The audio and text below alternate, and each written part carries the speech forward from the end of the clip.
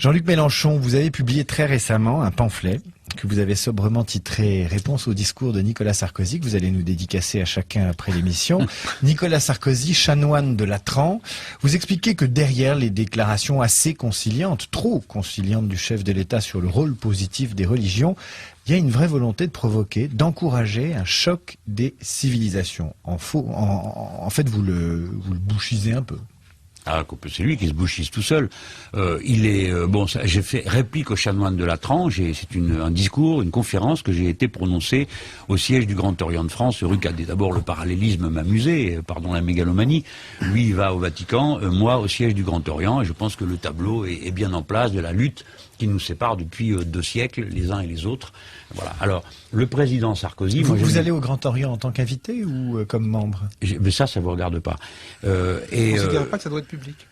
L'appartenance à la franc-maçonnerie doit pas être d'un niveau politique, ne doit pas être public. Ah, attendez, c'est que ce soit l'appartenance à la maçonnerie ou à la religion, je pense qu'un élu ne doit pas montrer quelque chose à ce sujet. Moi, je suis élu tous mes concitoyens. Mais si on vous demande. Pardon? Mais si on vous demande. Tout à l'heure, on a dit qu'il fallait pas pipoliser. Moi, j'aime pas faire des réponses de cette nature parce que, vous savez, une fois, j'ai été trotskiste 3 ans et je me suis payé 30 ans de notule ex-trotskiste.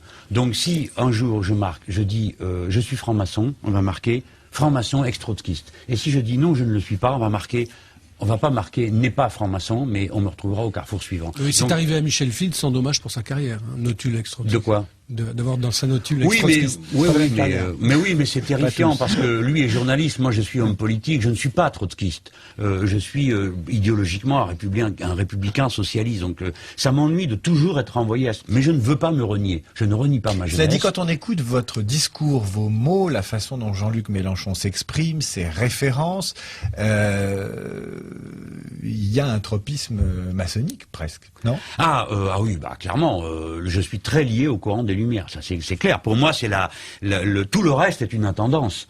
La politique est une intendance de cette adhésion intellectuelle au siècle des Lumières et à l'idéal de l'émancipation de la personne humaine, émancipation radicale, culturelle, etc. Alors là, Xavier Bertrand a révélé récemment qu'il appartenait à la maçonnerie. Un peu contraint et forcé par l'Express. Oui, mais enfin il l'a fait.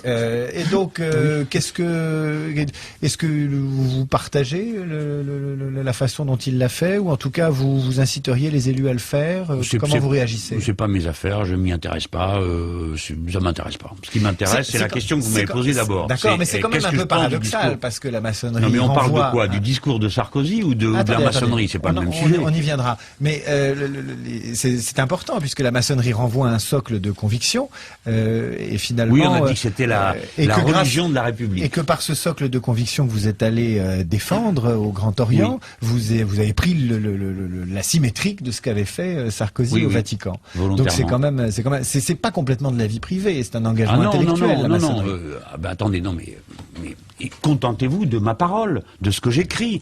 Pourquoi éprouvez-vous le besoin absolu de me situer par rapport à Pierre-Paul Jacques, la maçonnerie et tout? Je suis allé au siège du Grand Orient de France et j'étais très fier de m'y trouver. Parce que je faisais un discours qui était une réplique au chef de l'État. Je prends très au sérieux la République, ses institutions, ceux qui les incarnent, même s'ils ne sont pas de mon avis.